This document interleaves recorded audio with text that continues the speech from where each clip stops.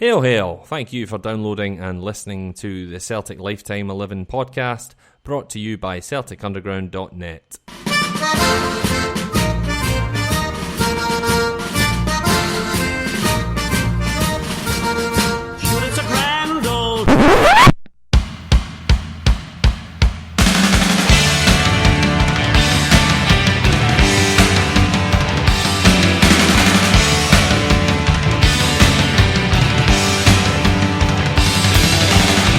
Welcome back for another show. This week I am joined by another guest who reached out via Twitter, Mr. Antony Murray, who is very eloquent and very wise when discussing Celtic. They are definitely words that I would apply to anyone who says lots of things I agree with. Listeners of the show, thank people who are enjoying it. Thanks for letting us know. Just try to fill your head while you're cycling or staring at a spreadsheet or going to work or whatever. Those who don't like the show, I've got some wonderful news for you. You are not Winston Smith. You are not trapped in room 101. The voice in your head, me right now, you can make it stop. You can just press the stop button on your MP3 player or your iPhone or whatever it is.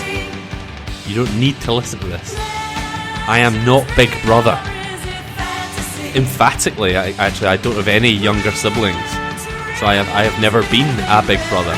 I am at best a little brother, and that being the case, I have no power to punish you furthermore. So please stop listening if it's really going to bother you. Seriously, turn it off. Go away. Knowing me, Antony Murray. Knowing you, Antony Murray. Welcome to the show, Tony. Thanks for having me, Anthony. I'm assuming you're named after St. Anthony of Padua, like myself. I don't know, but I would. It sounds good, so let's go with that. Yeah. It's the only pilgrimage I've ever been on. I was on holiday in Bologna a couple of years ago, and that was close enough to Padua to get a train, like a day trip. Mm-hmm. So I popped up to the Basilica of St. Anthony and wandered about there and tried to be profound, and it was nice. I've said it in other podcasts. If you're going to be a beggar and you want to get money out of me, park outside a Catholic basilica after I've had a moment of inspiration, an epiphany. That's when you're at your best. Oh, that's when I'm at my weakest. I will throw money at you when I'm thinking someone's watching. Anyway, we'll get quickly away from the Catholicism. It'll alienate some of our lefty listeners. Right, so Tony, you've done time in Dundee, haven't you, in Edinburgh and everywhere else? Well, done time. No, I've never lived up there. My dad's from Dundee, so right, okay. I've got quite a lot of family up in Dundee. So I'm up and down there occasionally, but most of my time has been spent either Livingston or Edinburgh. Okay, so Central Belt. Yes, my mum's from Glasgow, dad's from Dundee, and we were kind of somewhere, I guess, in the middle, Livingston, West Lothian. Yep. Have I ever been to Livingston? I think I've played away games there for numerous football teams. Definitely lost games. I've definitely lost football matches in Livingston. Yeah, I'm surprised you don't remember it better. It's usually everyone loves it. Oh yeah. Well, why would I not go back? It's the Bratislava of Central Scotland. A place people visit briefly, then never go back. Yeah, if you want to see a lot of roundabouts, make sure you come out because there's plenty of them. We always hear. Right, okay. I'll look into that. I'm not a driver, so that's why I wouldn't have noticed. Right, so you're here to give us your Lifetime 11. Starts off, as usual, you're going to give me your formation. What is it? So I'm going to go 4-3-1-2. I'm digging that. That might be the future of modern Celtic. I don't know. It's never one that I've seen Celtic really play, but the guys that I'm selecting just seem to fit into that formation quite well. So that's what I've ended up with. I think this might be because we finished the game the other night. I mean, I've no idea when this podcast will go out, but the other night this was the shape for the last moments. Yeah, I think Ajeti coming in probably maybe means that we're going to go to a 2 up front as well, and I'd like to see that because I think the Strachan Hartson argument the other night about is he a 10 or a 9? He's a 9.5. If anyone,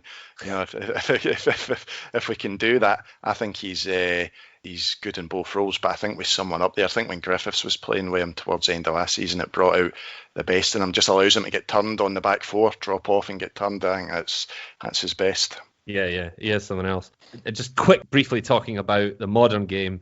I love the fact that I saw someone yesterday on Twitter complaining about a Yeti not being ready. Like, it's been 20 minutes. He was on holiday in Sardinia, was he not, for like 2 weeks before he signed? So yeah, he's probably full of calamari or whatever they eat. Aye. Right, okay, so we've got our formation. We'll start as usual with the goalkeeper. Who's your man in sticks? So no major surprises. Honourable shout out to Fraser Forster, but I need to go with Boruc. I think Boruc, especially his kind of first 2 or 3 years at Celtic, was just best goalkeeper I've seen by a long way. And he was probably, I mean, at the time of Euro 2008, I think Euro 2008 was in Germany, and I was in Poland at the time. And we were watching the game over there. And I remember my wife, who's Polish, telling me after the Germany game that the press basically described it as Boruc versus Germany. Because this was Poland pre-Lewandowski and that, obviously. And he was probably the best goalkeeper in that tournament. Yeah. And as good as Forster has been at Celtic, I don't know if at any point he would have been able to make a claim like that. Even if he was England's number one, I don't know if he was quite at that level. Boruc he just had everything for me. I think you're right about that. And that's one of the interesting, because it wasn't like, sometimes you have like Gareth Bale at Wales right now. If he wasn't there wouldn't be another guy that was nearly as good as him. Do you know what I mean? There's no alternative to Bale. That Polish team, there was like Fabianski, a young Szczesny, there was someone else. Do you know what I mean? There was like Dudek. Yeah, Dudek was around. There was this sort of genuinely A-B list clutch of good Polish goalkeepers. So it wasn't like Boruc was just one of them. He was the guy that, when he was fit and going, got picked ahead of them all. That's right, and I think at that time Legia Warsaw had a pretty well thought of goalkeeping coach. Yeah. The Stevie Woods of Poland, possibly. And a lot of those guys, I think Fabianski and Boruc, and I think maybe, I can't remember if the guy who was at Man United, Kuszak, he was Polish. Yeah. Can't remember if he came through, but there was definitely a clutch of them that came through in Poland at that time. And you're right, I think Boruc was the best of the bunch. Even Dudek won the Champions League with Liverpool, obviously, but I would rate Boruc as a better goalkeeper than him. And at that tournament, he was just fantastic. I think Germany beat them 2-0, but it should have been about 10 if it wasn't for Boruc. And the other one for me was like the Man United game when we beat them, Nakamura's free kick at Parkhead, and when he made the save from Saha's penalty. It was just the presence that he had in goal. I remember Saha lining that penalty up, and I had my scarf up at my mouth, and I was just muttering under it like, please Arthur, please Arthur. And then he pulled it off, and it was just classic Boruc. It was an unbelievable save. And I just to flip it on its side, I always kind of felt sorry for Saha. Because Saha had started at Man United. Not that I've got any particular allegiance for Man United, but Saha had started quite well at United, and he never came back from that. I think that's right. And he also, during the game, do you remember the one he went through and he thought he was offside and he kind of half stopped and then he tried to lob Boruc and Boruc kind of clawed it away. But I think the atmosphere of the whole thing got to Saha, and maybe even a little bit of Boruc's presence in goal. But you're right, I think Saha was kind of on a slippery slope after that at Man United. But yeah, all because of nasty Artur Boruc putting in one of the great saves. But he was also, he just had that, he was Schmeichel-like as well. I remember when he made his debut at Leicester, I'm pretty sure it was a friendly game the first time I saw him, because David Marshall, remember, had been playing against Armenia Bratislava. Yeah. And I think the Leicester friendly was directly after that, and Boruc came in, and he just had that presence. As soon as you saw him, his physicality, his size, his agility, and then he saved a penalty in that game, I think, as well. And you were just looking at him thinking, up until that point, the Celtic goalkeepers had never inspired me. And when you saw Boruc in goal and just the way he moved and everything, you thought, wow, we've got something here. Yeah, when he first came, he had the shaved head and he was really lean, because I think he did get a little bit chunkier later on. Yeah. But that first 18 months, he was untouchable as a Celtic goalkeeper. If he had a better mentality, he really should have been the goalkeeper for a Man United or something like that. Because you're right, he let himself go a wee bit. And if he'd just been a bit more professional and the rest of it, he would have been a goalkeeper for Bayern or Man United or something like that, I think. But credit where it's due. August 2020, he's out there last night putting out Linfield. So he's still getting it up the Huns as an older man. Is that right? I missed that. That's good. Yeah, he was at Legia Warsaw. It must have been either his debut or close or return debut. Right. But yeah, he's still in the Champions League, or at least the Europa League or something like that. But he's still involved and still annoying Huns from Belfast. Good for him. He's probably in among the Ligia ultras after the game as well. Or a bunch of cardboard cutouts of them. Aye, true. Times it is. Yeah. Excellent. Right, so we're getting into our back four. Left to right or right to left? I'll go left to right, and I'll start with this. That would always be my choice. Yeah, all my guests, I think, so far have gone right to left, and it irks me every time. So thank you for going left to right. That would be my instinct. It's the only sensible option. It must be a Tony thing. It must be an Antony. Exactly. So again, I'll give a mention to Tommy Boyd, who was pretty close, but I have to go with Tierney. I think Tierney at the European level, when he was playing with us, you could see in those games in the Champions League and Europa League and that he just physically, he was something special. He had pace, he was strong, especially as he got a bit older and filled out. He was strong enough, brilliant in the tackle, great going forward, very hard to beat defensively. I can't really remember any winger giving him a hard time. And when you think that in the Champions League, he was head-to-head against Raheem Sterling at Man City. And Sterling is one of the elite wingers in Europe, you'd have to say. But Tierney gave him as good as he got. You know, like he was driving him back at times. He even kind of scored that deflected goal at Parkhead. And Sterling was the guy he deflected it off of.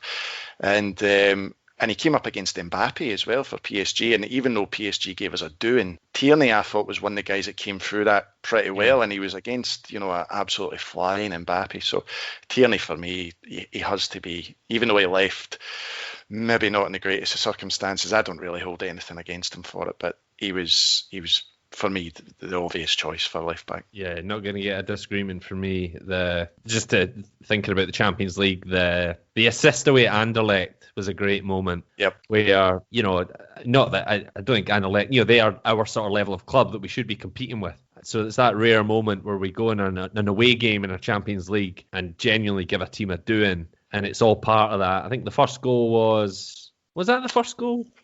I think that was the first one, because Cham plays a beautiful ball, and Cham had a funny game that night. The first 20 minutes, he gave the ball away every time he got it, but then he played a beautiful ball kind of in between the centre half and the fullback for Tierney to run on. And you're right, he just put it across goal, and I think it was Griffiths that stuck it in. Yeah, that was it. Yeah, because the other two goals were to the goal on the right, and that was on the goal on the left. Yeah, yep. And that energy and the execution of the perfect ball across the thing, just to give really a tap in for the striker.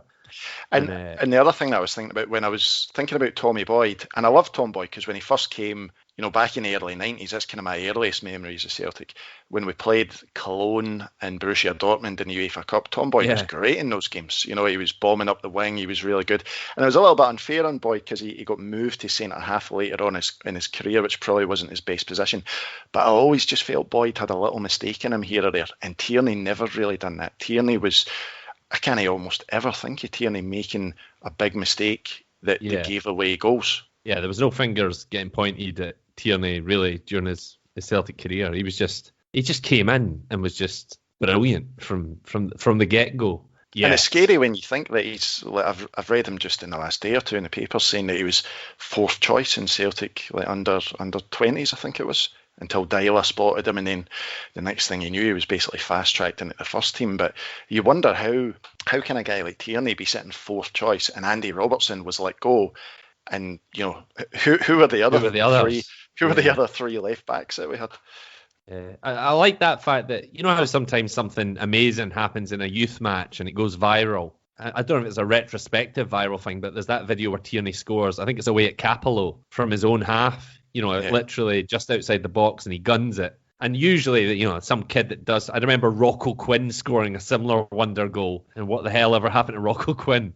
So the fact that Tierney, did it at that youth level, got the chance to move up and took it, is something that you can only admire the guy. He's an absolute legend, and definitely would be in my lifetime of living, no doubt about it. Yep. Right, who's next to him? First centre half. So the first centre half, the left of the centre halves, I'll go with Van Dijk, and it's I know everyone goes with Van Dijk, so it's not a lot more to say about him. I was actually reasonably close to leaving him out, and the reason I say it is because obviously Van Dijk at Liverpool now is probably the best centre half in the world. And when he was at Celtic, he was still a brilliant centre-half. He wasn't quite at that level. You could see he had the potential, especially the attributes he had physically, technically. He had everything to go at that level. But he did make a couple of mistakes in Europe. I remember the away game against Malmo. I thought he was pretty poor in that game. That was one of the last games he played for us, and they scored for a couple of set-piece I think it was corners that came in right into the heart of the box, and he was kind of left wanting once or twice. And over and into Milan, he got a daft red card when we were still in that tie. So there was a couple of things that I held against him a little bit, but overall he was just quality, especially domestically at that time. He was strolling those games, and the beauty of it is since he's went to Southampton and Liverpool, he's kind of continued that way where he looks as if he's not even really trying, and it's still men against boys. He was just quality all round. Yeah, definitely. Van Dijk was a phenomenal player. It's actually one of the shame things about the Euros being postponed this summer, because he really is at the peak of his powers, and I think a couple of Dutch players are. This might have been a year where the Dutch, might have turned up at a tournament and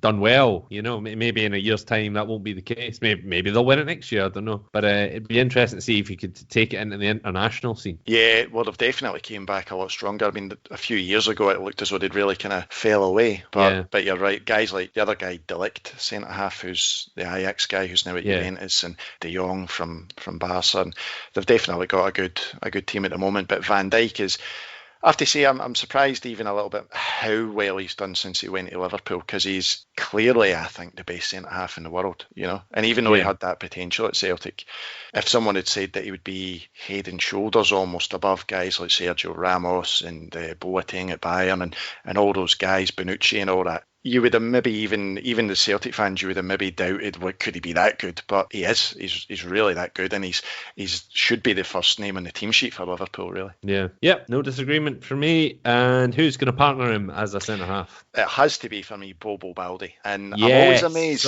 His first appearance in the show, and you're right. Yes, I'm with you. I've been waiting to talk about this guy for weeks. Carry on. Sorry. I'm amazed that this is the first time he's been in the show, to be honest. And I think this is how I ended up getting on this show, because I replied to someone on Twitter saying, "Where's Bobo Baldi?" And I had a few people, replying to me and saying, "Oh, Bobo this."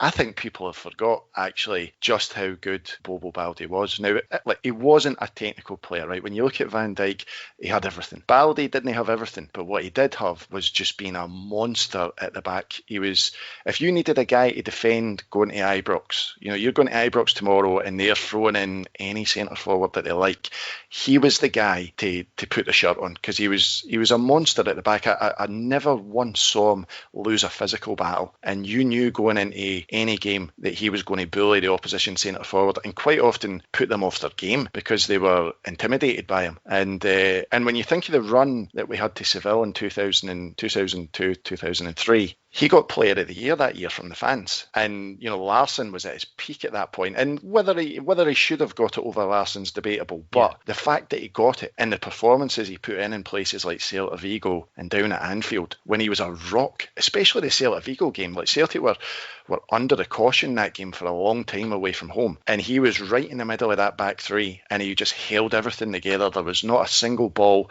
that he couldn't win, and they were a good side. They had Benny McCarthy, they had Gustavo Lopez kind of playing in that wide centre wide position, and Bobo for me held it together. And I don't think that we would have probably made it to Seville without Bobo. Larsson as well, obviously, but Bobo was critical. Absolutely. I mean, we've got to one European final and one European quarter-final in my lifetime, and Bobo was the guy in both teams. Do you know what I mean? That's not a coincidence. Yep. He was a giant. He was hard. He was occasionally nasty. He got a couple of daft red cards, but ultimately as a defender, just intimidation and just scale and just an absolute mountain of a Celtic player. And he was quite fast as well for the size of him. He wasn't.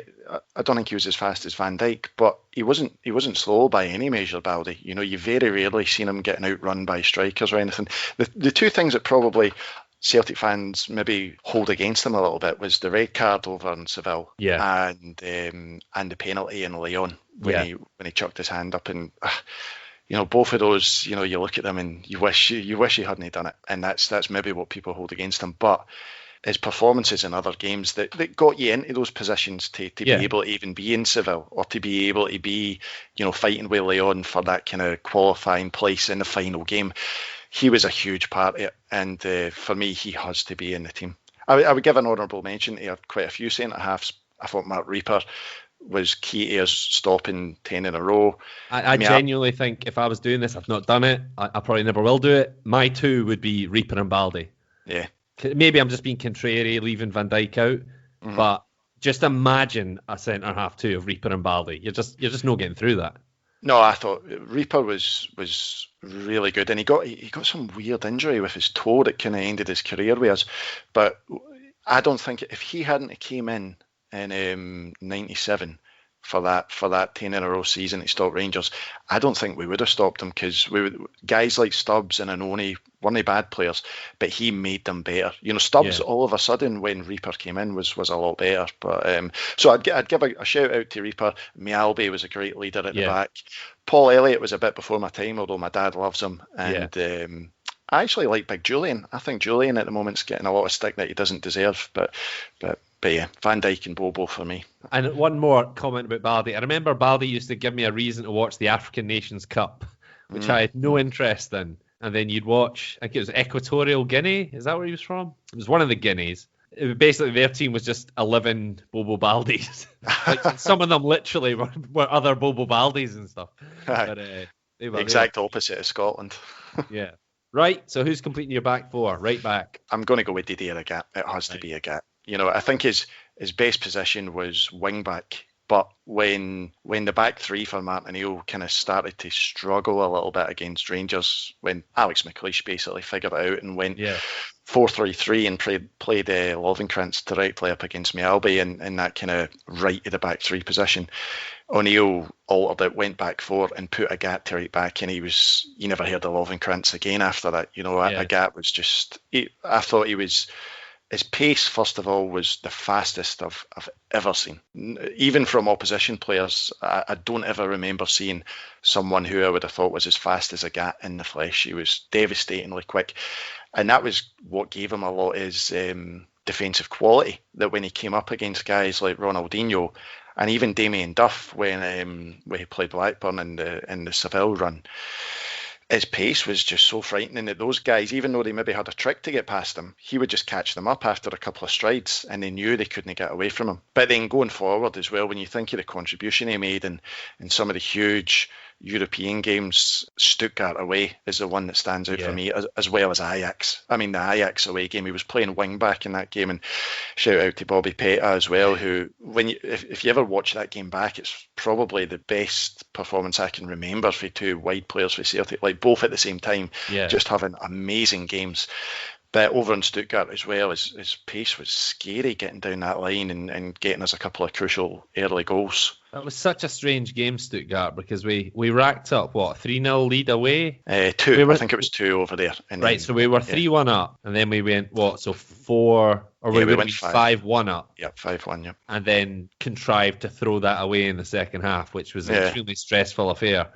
It was. Yeah, Agat's contribution in that first half, which, basically signs, seals, delivers the tie, he was outstanding. Yeah, and it was just searing pace. Like the game over on Ajax, it was a fairly young Ajax team, but they had some serious players in that team that ended up going on to be big players. Christian Kivu was playing left back for them. He ended up going to Roma and having a good career in Serie A.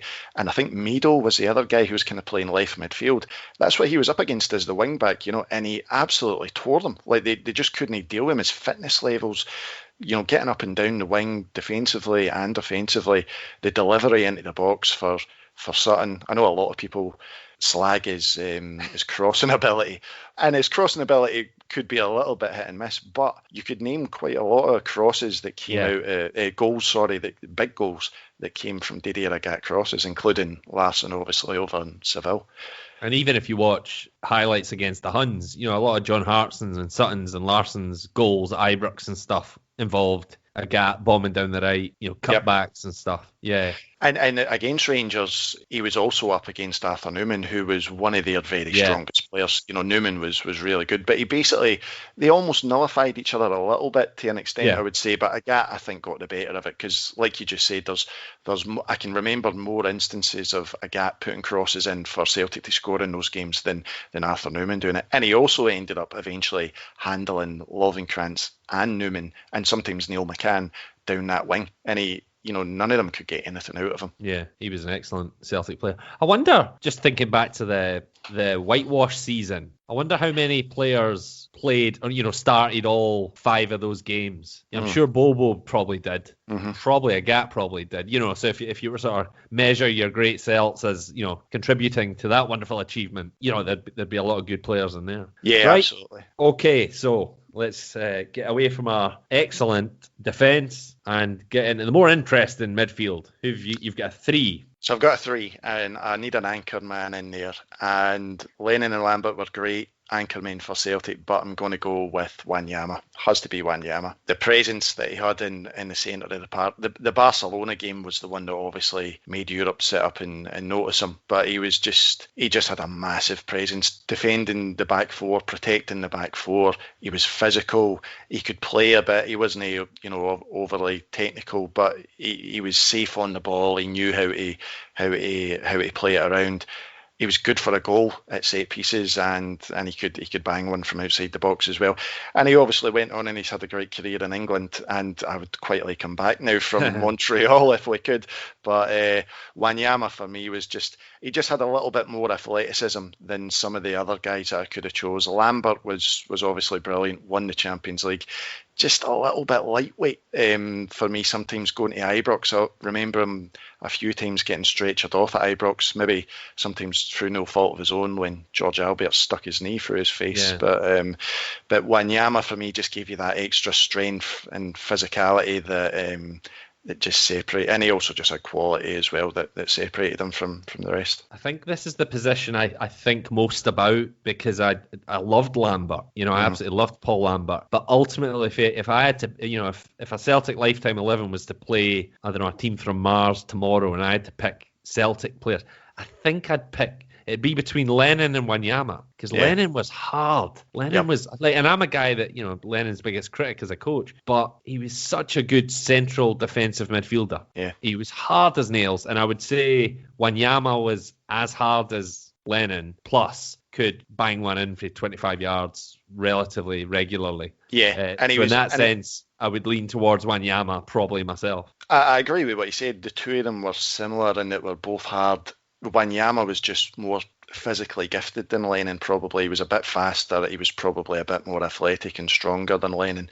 But the way I kind of think about it, like you're saying, a team from Mars, I always kind of think if we were going to Ibrox tomorrow and you're going in against a good, strong Rangers team, who am I going to choose to win that game? Yeah. And, that's where guys like Balde, Wanyama, Van Dijk, Tierney, these sort of guys, I would feel comfortable with him, even though some of the other guys that we've mentioned, Lambert and Lennon and that, great players, but I would have to go with Wanyama. I think just to pick out a single moment that was worth talking about, I remember that season where we'd, fallen way behind and then turned the season round. The season largely turns when Wanyama goes into the team. I think he maybe came on at half-time away at Kilmarnock when we were 3-0 down. And then from then on, we are unstoppable. Yep. But that builds up to that moment. I think it was in December where we're struggling to break down Hearts. It's 0-0. And Wanyama just nuts one from, 25 yards late on, nearly takes the net off, just with no run-up.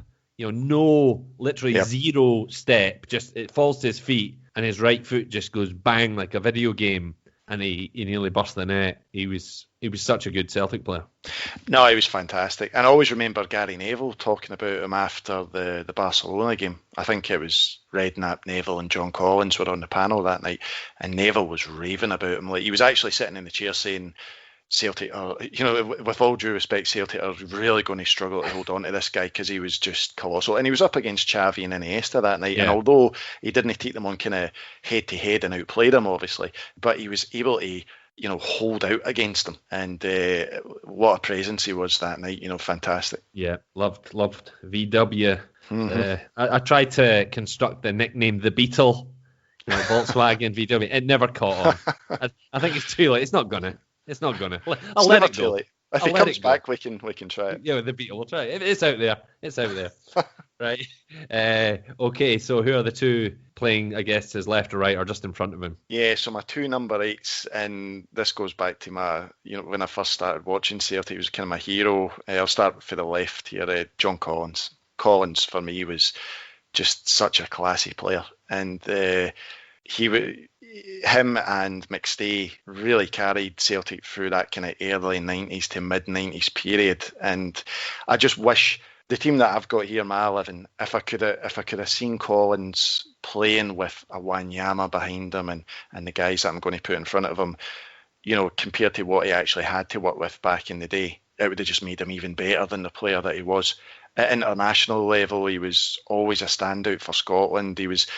As he got a little bit older, when he first came to Celtic, he wasn't a huge goal threat, but as time went on, he just added more and more goals. He was two-footed. He was a leader on the pitch. His set pieces were deadly. I thought Collins was a real good player, and he's probably slightly maybe underrated or looked down upon because he left on a Bosman, which is you can argue if that's fair or not, but when he left and he went to Monaco, his class was still there, and he was just a brilliant player. Yeah, went and won a French title, and slotted in next to Emmanuel Petit and Thierry Henry, etc. Yep. Just a fine footballer. I think he's one of the few that left on a Bosman, but with my full blessing. Mm-hmm. Do you know what I mean? If you've done your time, you don't owe Celtic anything at that point. Like when Simon Donnelly and Phil O'Donnell left, it pissed me off because, they hadn't given us, 50 games a seasons in a row. Collins was always there, always contributing, always sticking it to the Huns. Collins couldn't have done any more for Celtic. No, and the thing is, it's hard for us to imagine. See, when you're a Celtic fan, it's hard to imagine walking away because it's all you ever dream of is playing for Celtic. And I put myself in that situation. I think, God, if it was me, I don't know if I'd be able to walk away from Celtic. Yeah. But the guy I think he was 28 years old at that point. This was the last chance for him to make sort of, bigger money than what he was already on at Celtic. And back then, footballers weren't getting the crazy money that they get now. He was probably looking at it a little bit for that. And he was also looking at the chance to go to Monaco, which was, a beautiful place in the world, and also a great team and a chance to maybe go on and win big trophies. I think they went to the semi-final of the Champions League and knocked out Man United in the quarter-final. He was directly up against Beckham at that point, and I'm pretty sure I remember watching it and thinking that he outplayed him, and it's hard to hold it against him. I was heartbroken when he left, I have to admit. He was when I was growing up, he was the guy who I had the pictures on the wall. They were pinned on the door, pinned on the wall, and there's only been one or two other players that when they left, I was as upset as I was when Collins left because he was brilliant, and we needed him at that point, which was the pity, But there you go. I vividly remember going to a park with my pal Kev, early 90s. It must have been 11, 12, 13, and just hitting free, just two of us, a goal and a ball sort of thing. Yeah. And me just trying, just hitting free kicks with my left foot, and my mate just being like, "You're not left-footed. you can't do this. You're rubbish at this." And me just being like, "No, John Collins does it with his left. I'm doing it with my left." And I'll credit where it's due. I ended up with a relatively good weaker foot in my football career. Maybe it was all down to John Collins or aspiring to be John Collins. Well, I was left-footed, and right. I tried to hit free kicks like John Collins, and I couldn't do it. So I wouldn't worry about it too much. But he was. He was one of the first guys that I remember being. He wasn't as two-footed as other players that we might mention later, but he had a good right foot on him as well. He could cut in onto his right foot and take a strike and play a pass, and he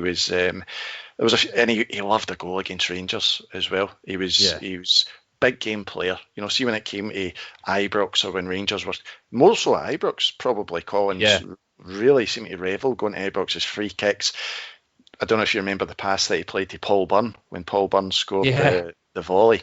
Stunning pass, like real quality vision. And I always think it's when you hear about some of the other podcasts these days when Collins is talking about his experience at Hibs and the players, including Scott Brown, coming through there that didn't like his methods about, his fitness regime and his double training sessions and stuff. And I heard Stephen Fletcher talking about it recently, and it's really, it's easy for me to say sitting here, obviously, but it makes you think that what were those players at Hibs thinking? You've got a guy like John Collins who was a true international class player, Scottish guy, and he's telling you, look, I went to Monaco, here's how the top guys done it, here's what they ate, here's how they trained, here's how you need to live. And they all revolted and wanted him out. Yeah, his coaching career, I don't know why he, like, to put his contemporaries, like Germany gave Klinsmann the job. Van Basten got the Dutch job. Guys that were good international stars in their country and just went straight into their national team gigs, basically. Why Scotland never just handed the keys to the motor to John Collins, I'll never understand. Because we've just had shit managers for, years and years and years and achieved absolutely nothing. Yeah. I don't know why. If not, obviously Celtic have done well, but why has he not been the Scotland manager? I've absolutely no idea. Or at least I think the role he was tailor-made for was that technical director role. Now, how much influence and say that role actually gives you, I'm not sure. But when you hear Collins talking about the grassroots of the game and how youngsters should be training and all that stuff, he just seems, I don't know if he's a great man manager, maybe that's where it lets him down, but in terms of his views of the game, and when you hear him talking about how to develop technically and things, he just seems... And then you compare that to the way that you hear some other managers, like guys who are actually got jobs, talking in Scotland, and you hear the way it's dinosaur sort of talk. It makes you think, how have Scotland had a guy like John Collins, great player, and they just don't seem to be making any use of him. But there you go. Maybe someone will listen to this podcast. There'll be a giant U-turn, and we'll solve this problem. Right, who is completing this midfield? So my other number 8 has to be Paul McStay. Even though, so I was born in 1982, and my kind of memories, really watching Celtic only started probably kick in from maybe like 93, I would say, maybe 92 at the earliest, 93. But so I never seen McStay in his prime, never seen him in the centenary season.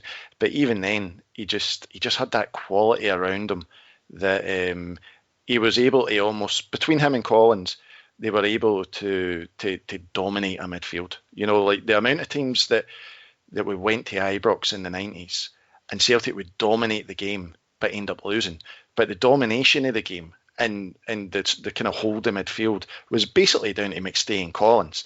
Yeah. And if they had a Van Dijk or a Baldy or a Reaper behind them, and they had a Wanyama backing them up, and they had other guys in front of them helping them put the ball in the net, they would have been unbelievable. And McStay... his passing is when you think of the pass that he gave to Chris Morris for McAvaney's goal in the centenary season, sums him up really. And again, another guy that when he played for Scotland was a real international class midfielder. Definitely. I think a moment that comes to mind is the game you mentioned earlier, the Borussia Dortmund game, which we actually lost. But I remember, I think McStay must have been an injury doubt, going into that game. But I remember it was the only game I was ever in the old Rangers end, next to the Dortmund fans. And I was, just basically a little boy, But I remember when the whispers went out that McStay, I think, made the team. There was this sort of wave of belief, and obviously we'd beat Cologne. We'd come back from a 2-0 deficit against Cologne. We were playing Dortmund with a smaller deficit, but when it was read out that McStay was playing, it was like this wave of, we're going to do it. He brought that to it. He was like, Achilles walking out on a battlefield. It was just like, all right, we're going to do it. I mean, ultimately we didn't do it, but my point is that it was the hope, the belief that he gave us, that he's just an absolute, soldier that was going to do everything he could. No, totally. And he was so crucial at that time as well that, like you're saying, if he wasn't there, you think it would have been a gaping hole in that midfield. I don't know who they would have been putting in, Mike Galloway or Peter Grant or Brian O'Neill or whoever. But McStay and Collins were just carried Celtic at that point. And when you think back to the 90s and we were finishing 4th and 5th in the league, you imagine how bad it would be without those two guys. It would have been a lot worse. much worse. So guys that would definitely be contenders in my own lifetime 11. Wanyama, McStay, Collins, and now we get to the fun part. The big two, because let's be honest, I'm going to assume Henrik's there. Well, you know what they say about assuming. All right, okay. Right, so who's playing behind your front two?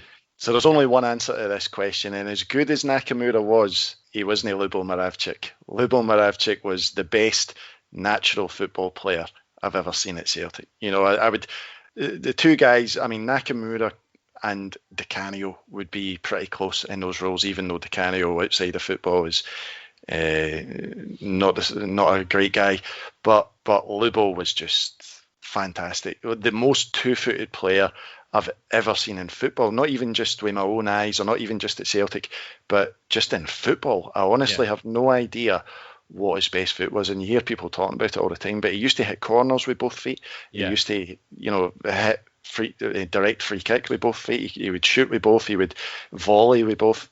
Unbelievable, and he just had that intelligence as well to open up a defence, And his header against Kilmarnock in a League Cup semi-final was one of the best headers you'll ever see. He scored a header from like the edge of the box. Yep, absolutely ridiculous. Like, and the one that he scored against, don't score those goals. Yeah, and the one that he scored against Rangers in the 5-1 game as well. Just a brilliant header. When you see it from behind the goal, it just kind of drills right into that bottom corner. His technique was flawless. Controlled the ball with his arse cheek one time, which was just one of the greatest things you'll ever see. And he was, and in some of the games that he played in, like Rangers games, I thought the 6-2 game, he never scored in the 6-2 game, but he had a hand in all three of the first three goals. He played Bobby Petr down the line, which led to Rickson basically getting a concussion when Petr tripped over him, and then the corner came in for Moravcik, and Sutton sticks it away. The second goal, it was his, again, awesome delivery for a corner right onto Petrov's head. And then the third goal turns Barry Ferguson inside out before putting it on a plate for Lambert. He just, especially in the Martin O'Neill team, like when Celtic played a 3-5-2, and you had, usually maybe Lennon and Lambert playing behind him, or Petrov for one of those two. Moravcik was just the link between that midfield to that attack. The other players, even Petrov for me, couldn't quite do it. Moravcik just had that brain to give you that bit of spark, give you that bit of creativity that when he retired, I don't think we ever quite replaced that, and that was a pity. I remember my season ticket around that era was where the Green Brigade are now, the standing section. That's where we sat. Right. And so it sat right behind, a million Lubo corners on his right foot. Mm-hmm. And he really, unlike any other guy that I ever saw hit a corner, he really gunned them. They had a weird trajectory. They went high, but you knew they were coming down at pace. Some people complain about, a high corner, but his always seemed to land on someone, going like an absolute rocket. And, a Petrov or a Reaper or a Larson would just, bullet it in. Yeah, and that's like you're saying, the pace he put them in, it made it so hard to defend. And the crazy thing was he'd done it with both feet. Remember, the corner that he scored direct was with his left foot, and it's the technique that he had for delivering the ball into the box, and his performances in Europe. When you think one of the things I always look back on with O'Neill, which surprises me, Martin O'Neill, great manager, obviously, and turned Celtic around. But the season we were in the Champions League with Juventus and Porto and Rosenborg, he only started Moravcik in one of those games, and it was the final game at home at Juventus. And he tore Juventus to shreds in that game for 60 minutes. And he was like 35 at the time, maybe even 36. And it always amazed me that O'Neill kind of wanted to go more physical, and he would leave him out for Petrov. He would play Petrov in that role for his legs and all the rest of it. But to have a guy like Moravcik there, and then when we eventually did play him, and then when we went out of the Champions League that year, I don't know if you remember, we played Valencia in the UEFA Cup when we went out in penalties, and he was brilliant in that game as well at Parkhead. He put Larsson through and goal a couple of times, and he should have scored one himself where he nutmegged a guy and cracked it over the bar. But he was just so dangerous, and he was a true, pure footballer, two-footed, could score and everything. He was. I think one of the real sickeners is the end of that season where he's an unused sub in a cup final that we lose, and you're just like, for fuck's sake, do you know what I mean? I know, and I was always gutted that he did actually retire, because he was getting old. but his performances didn't really justify it. He didn't seem to be. It wasn't like Reaper where he was battling a toe injury or something mental. He just decided his time was up. And then the next season was the Seville season, and you just think having a guy even, for 20 minutes off the bench at the end of 20 minutes for the end over in Seville or whatever game it was, what a difference having a guy like that coming off the bench. But yeah. Yeah, an absolute genius. We've had some of them. Nakamura and Di Canio were pretty close. Di Canio, as much as a horrible guy, seems to be genius on the football part. He was one of the other ones that when he left, along with Collins, I was gutted at that point. Yeah, I'll save all my Di Canio stuff for the day someone legitimately picks him. I don't think that day will ever come, but I've got a lot of Di Canio chat, and it's not anti-Di Canio. It's very pro. Right, so who is your first striker playing in front of Lubo? You preempted it earlier, but I'm going to say something here, right? So I'm not going to choose Larsson in this setup. All right, okay. And there's a reason why I'm not going to do it. It's not because I'm mental. It's because I think everyone that's been on your podcast so far has chosen him. You must be sick of talking about him, right? Okay. And he had a stinker in the 2002 Scottish Cup final against Rangers, so I hold that against him. But I would pick him. However, I'm going to not pick him. I'm going to go with Edouard, actually. I think Edouard at the minute is... it was very close between him and Moussa Dembele. I thought the two of them are head and shoulders the best we've had since Larsson. And you would have to go back to, the George Cadets or the Vidukas or someone like that to come close. For me, Edouard at the minute we've just got to enjoy him as long as he's there. He's got so much quality. His striking in Hearts, and we're talking about the other night. He can play as a really good 9. He can play as probably even a better 10, just dropping off into that space. So intelligent. His feet when he gets the ball. It's funny watching him sometimes because the ball, quite often when he's running through defenders, even the other night there against Reykjavik, he sometimes gets a little, it kind of takes a wee bumble or a wee knock, but he always seems to get it back, and then he'll stick it away or something. But when he can face up a defender and run at them, he's brilliant. But he can also lead the line, and he's unselfish, and he's a big game player. He scores in Europe, he scores against Rangers. Him and Dembele were very, very close, but I just think Edouard's got a little bit more intelligence to drop off into that number 10 position than what Dembele did. Yeah, I don't disagree with you. I made a prediction to my mates 12 months ago. Remember when the game where Christie scored the hat-trick? The opening game of the season last year. Yeah, okay. And in that game, Edouard went on some crazy run. He beat like 6 guys and then smashed it over the bar. Yep. And at that point, I said to my pals, Edouard's going to score one of these goals that is like YouTube, Twitter mad. It's going to send the world crazy. The way Zlatan did before he left Ajax. Zlatan scored a famous goal against NEC Breda where he beat 15 guys and rolled it in the middle of the goal. It was just an incredible goal. And my prediction was, Edouard's got one of them in him. Yep. It's just a matter of time. And then obviously the season got curtailed because of COVID and all that. But I think had he played, Christmas to the summer uninterrupted, playing the way he was, there was a viral goal there. And then the other night, it was against a pub team, but it was an amazing goal. Yeah. But I think he's got a really epochal wonder goal in him. Hopefully it's against the Rangers or someone, where he just does something absolutely incredible. He's so unpredictable and his touch is amazing. I think it's there and I think it's coming. And he's got that talisman quality that Larsson had. Seeing the team at the moment, like if Edouard's not in the team, you go, oh no. Where he makes the other guys around him seem better players. He can do pretty much everything. He can lead the line, he can drop off, but he's just a big game player as well. When you think he's, some of the goals in Europe, Copenhagen away from home, and then even the penalty that he took at home that didn't turn out the way we wanted, obviously. But to me, he's the talisman in that team at the moment. And Dembele came pretty close because when you look at Dembele now at Lyon, he's a specimen physically.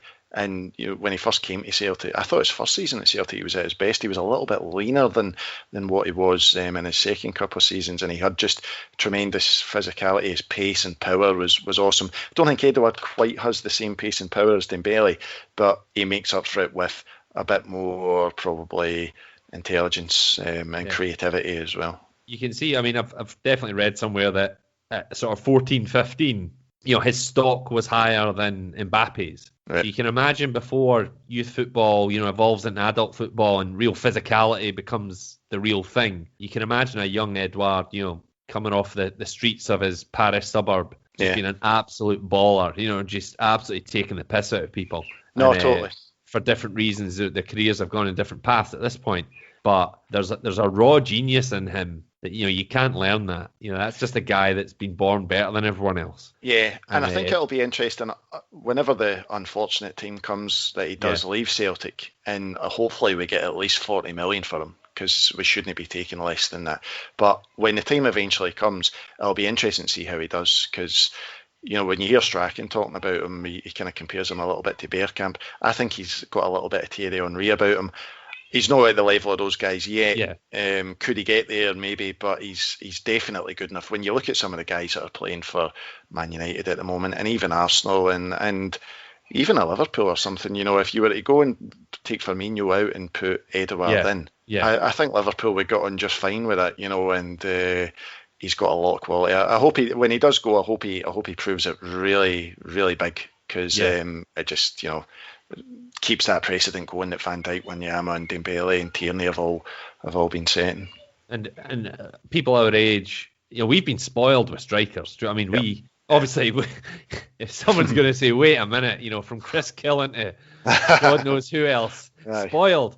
There was a good 8 years before that, before the lean years, it was pretty damn good. So we have points of reference. And you're literally talking about a guy, Edouard, who's, he's got the best of Viduka, some of Larsson, a bit of Van Hooijdonk. He's just brilliant. He really is potentially as good as all of these guys, and still so very young. And he's a total all-rounder as well. Like some of the guys that you named there was maybe something that was just lacking in their game to take them to the absolute top. Maybe a bit of pace or a bit of quality in the air or something. But Edouard's got all of that. Edouard, he's got pace. He can hold the ball. He's got intelligence. He can score 25, 30 goals a season.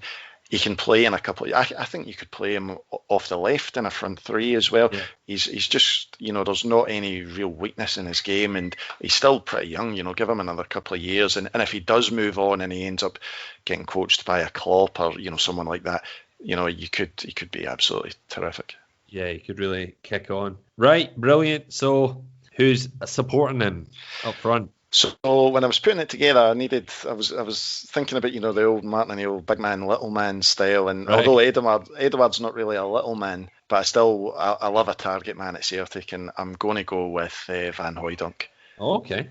Yep, Van Hooijdonk for me was a lot of the things that we said about Edouard there, apart from pace. Pace is the only thing that stopped him from being, like top quality. But you could say the same thing probably about Sutton, about Hearts, and even about Viduka, who was pretty close to getting in here.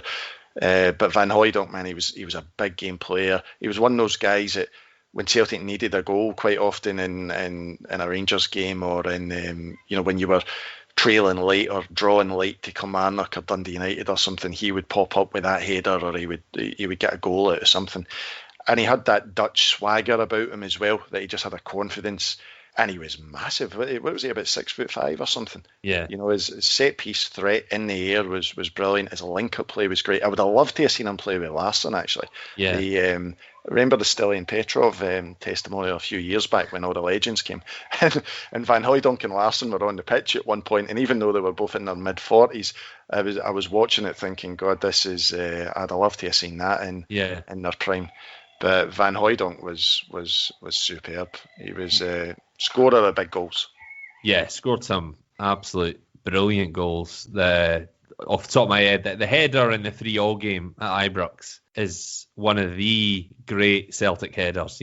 Tosh McKinley's sprayed down the left, like literally on the corner flag when he reaches it, but gives it everything he's got just to hook the ball back into play, lands at the near post. And up until that point, Pierre had been pish in the air. He'd barely scored a header, certainly none as grand and spectacular as this one. But it arrives on him at the near post, and he does the absolute definition of a glanced header, and it spins in slow motion into the far post, clips the post, spins into the goal, and the looks in the faces of the Huns defence is just absolutely priceless. And off he goes into the Celtic end at Ibrox, and just such a good goal. And then he never stopped. He had a proper 25, 30 goal season where he was just statistically just the best striker in the country, and just a goal machine. A goal every week basically. Yeah.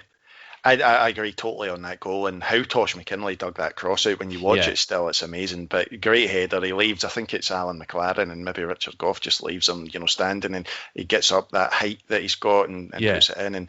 And even when he went to Nottingham Forest and he moved around a few places after that, he's stuck in those, remember the two identical free kicks against Rangers for Feyenoord in the UEFA Cup. But that was another part of his game. Set pieces, he was behind Nakamura, he was pretty close to being, the best set piece taker I would have seen at Celtic. There's a couple other guys you would put in there, maybe Collins and Ravchik and one or two others, but Van Hooijdonk had a great free kick on him. It was a strange evolution, because me and my brother used to be behind the Wayne Biggins stand, and that season we'd be watching. Van Hooijdonk would always make sure to hit some free kicks, warming up. Yep.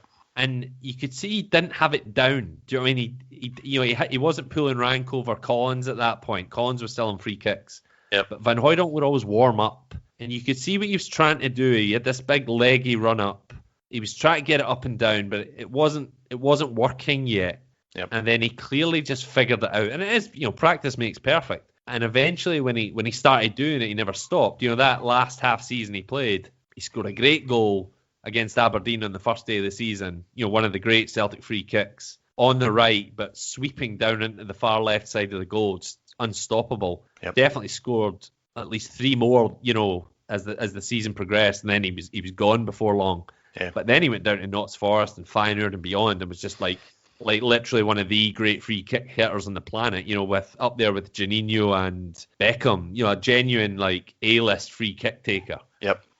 No, I agree. And the other thing that for me, I always just felt like, if we're going to Ibrox tomorrow, I always felt he gave Rangers a lot of trouble. I always felt like Andy Tom. I loved Andy Tom, but he never, apart from that one rocket that he stuck in Ibrox, I don't remember him doing much against Rangers. And I just don't know if it was the physicality of those games that he didn't like. But Van Hooijdonk gave them trouble, and their centre halves tried to rough him up, but it never really put him off. And he scored quite a few big goals against them. And also, the first trophy that I ever seen Celtic lift, the Scottish Cup, in, what was it, 96?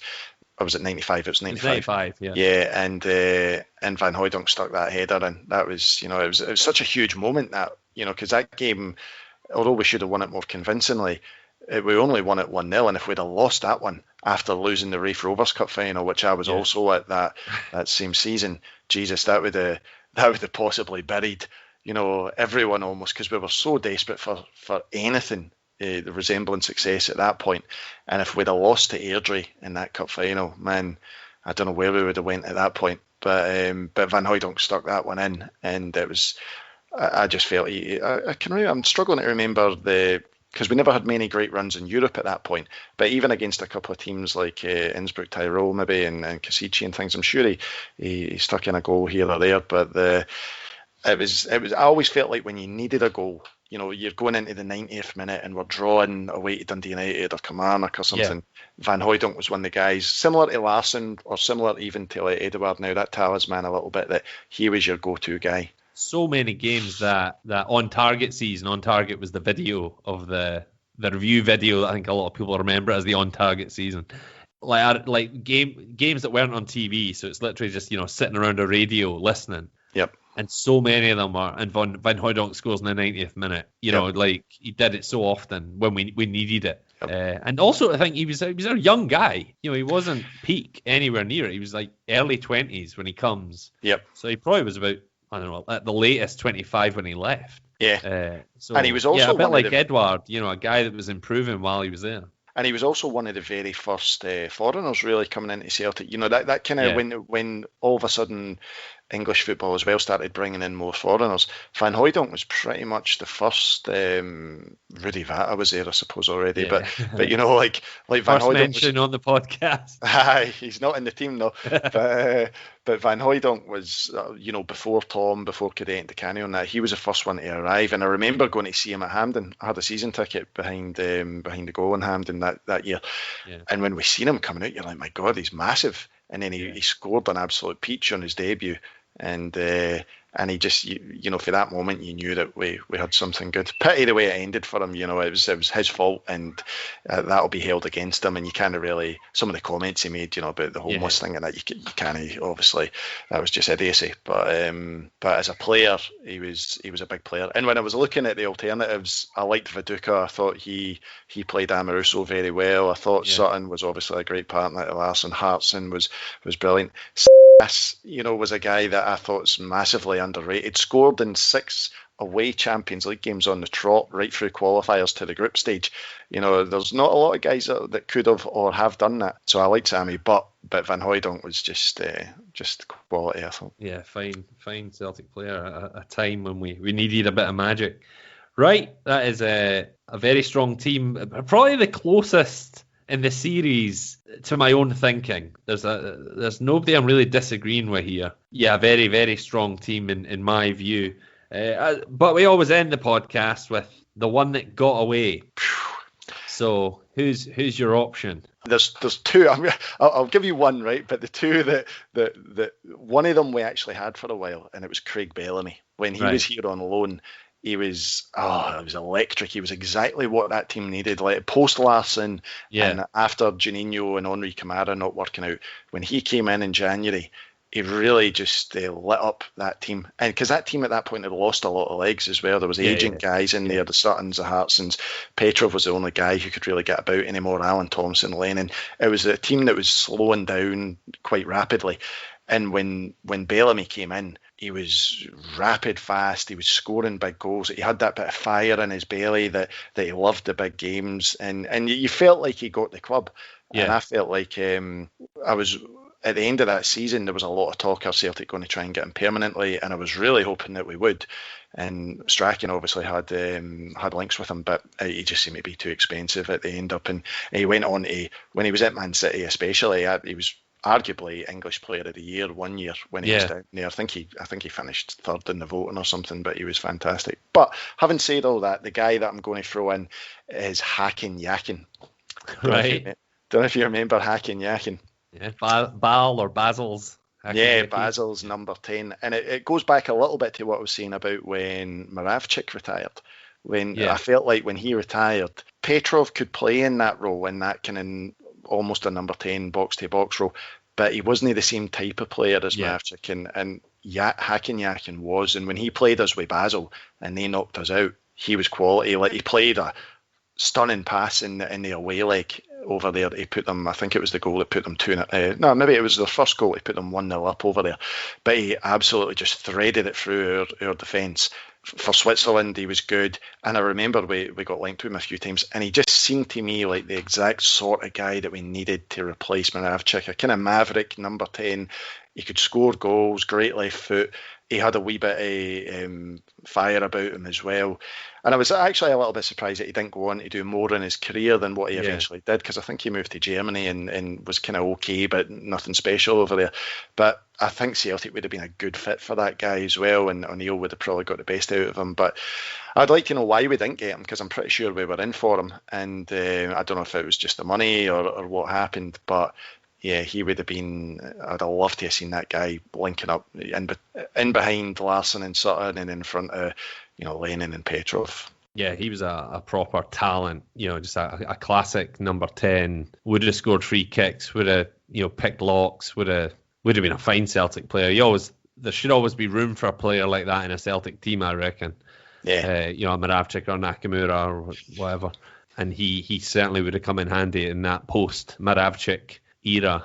Yeah, I think when you think of guys that we've mentioned so far, like you're saying, Moravcik, Nakamura, DeCanio, Andy Tom, even, that kind of number 10 that just links the play, goes between the lines, got a goal and all the rest of it. And he would have been a guy like that for me. I thought he would have been really good in that team. And the team would have suited him as well, because you had all the physical power in that team that would have just allowed him to slot in and be the footballer right in that hole. And he was one that I was pretty disappointed we didn't get. But there's been a few over the years. Bellamy, the other one for me, I was desperate to get him permanently, but there you go. There you go. Right, excellent. Okay, thanks Tony for doing the podcast. I hope you enjoyed being involved. Yeah, thank you, Anthony. No, it was a good experience, podcast debut, so brilliant. Excellent. Okay, thanks for listening. Bye. This podcast was brought to you by Supersound. Super Sound.